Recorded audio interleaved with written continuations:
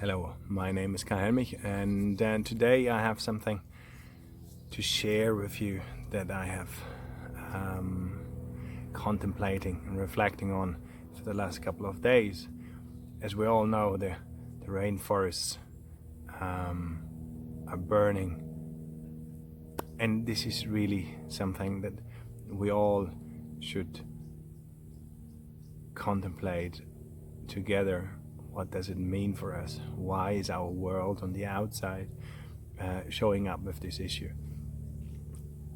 I work with all my people, in particular my own path in my life is about self-reflection. It's about projection. It's about working with the third eye, working with imagination, working to unify myself again with my true being of I am, rather than living in separation of whatever you want to call it, the victim story or the humanness. Life is just the way how it is, and of course it is, but it is a projection from within ourselves.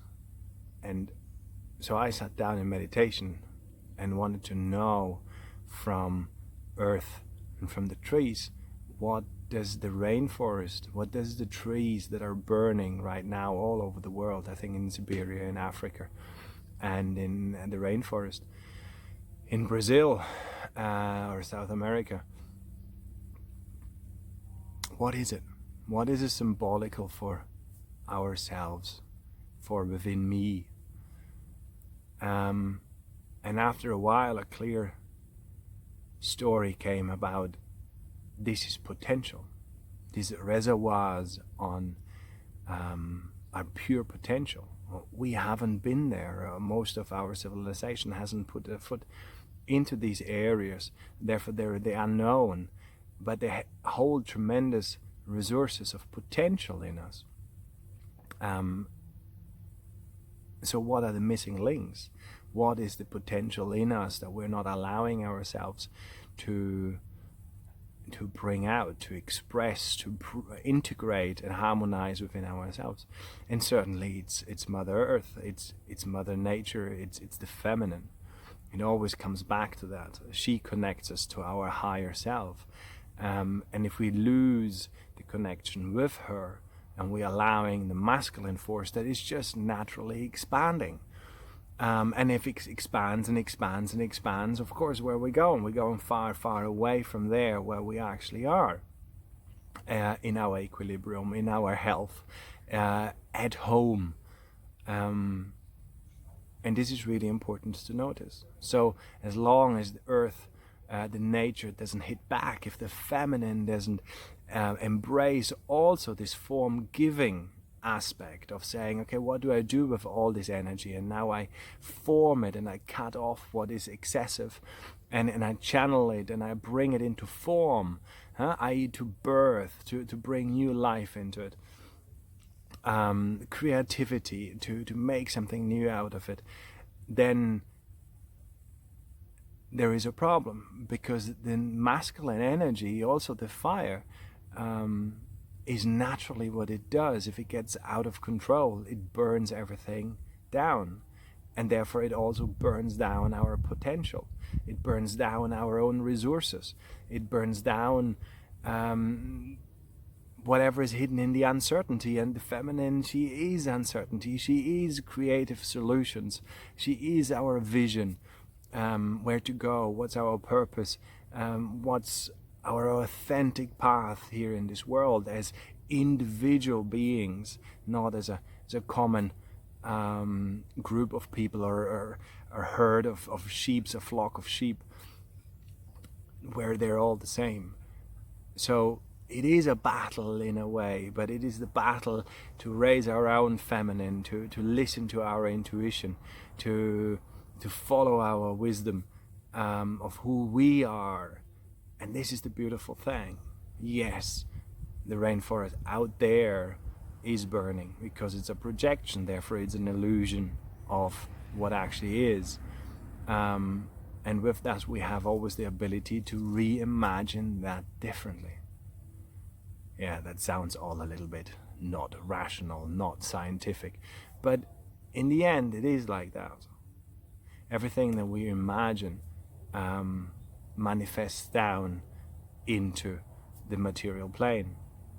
So when we start sitting down and actually reintegrate the feminine principle into our lives and push back the masculine expanding form and give it form through it, we come from the two opposing sides, and what we do is we end up being back in the middle, in equilibrium. That's what nature tries to do all the time.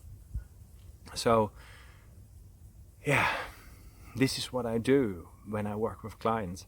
I guess I get their mostly rational story, with all the little things and all the figures and objects in the stories, and I translate them through the creative, through the right hand hemisphere, instead of only using, or as a priority, using the left hand hemisphere.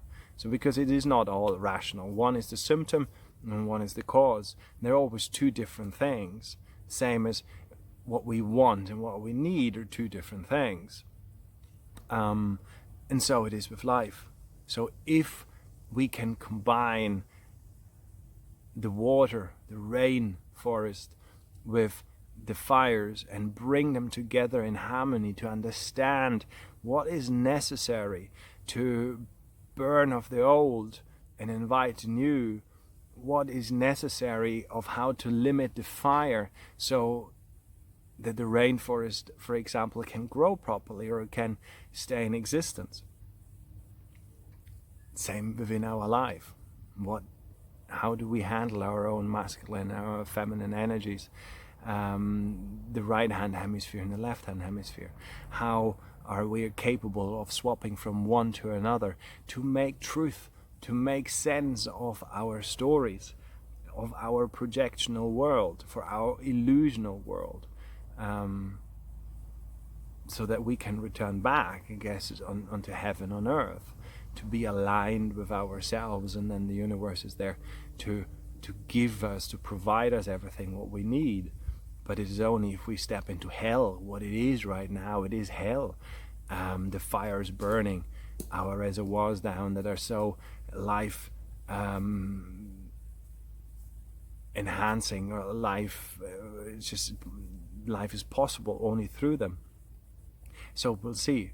If you need a translation of the rational drama and story that you're stuck in, that always comes showing up, then it's maybe worthwhile of going away from the symptoms, going out of the academic and the rational aspect, and dropping into the emotional, the creative aspect of all of those, the symbolic meanings of them, and figuring out why they're there.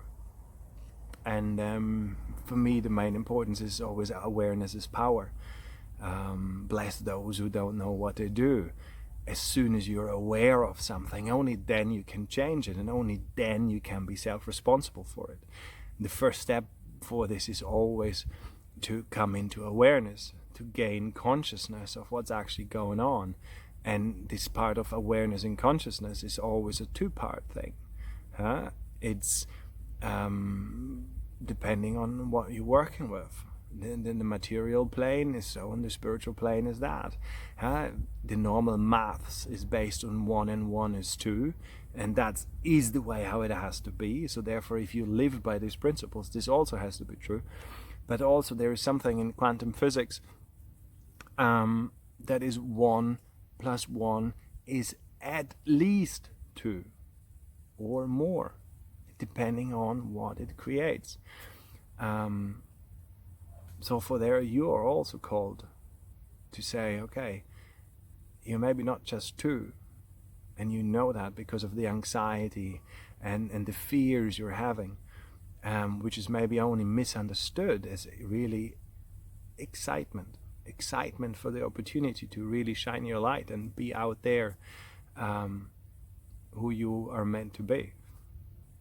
So take it serious, what goes on there, out there, because it's only a mirror, a reflection, a projection of yourself, but also stay at ease and be curious and be innocent and playful with what you see there and what it invites you to do and what are the signposts. It's not a stop sign, it's a signpost.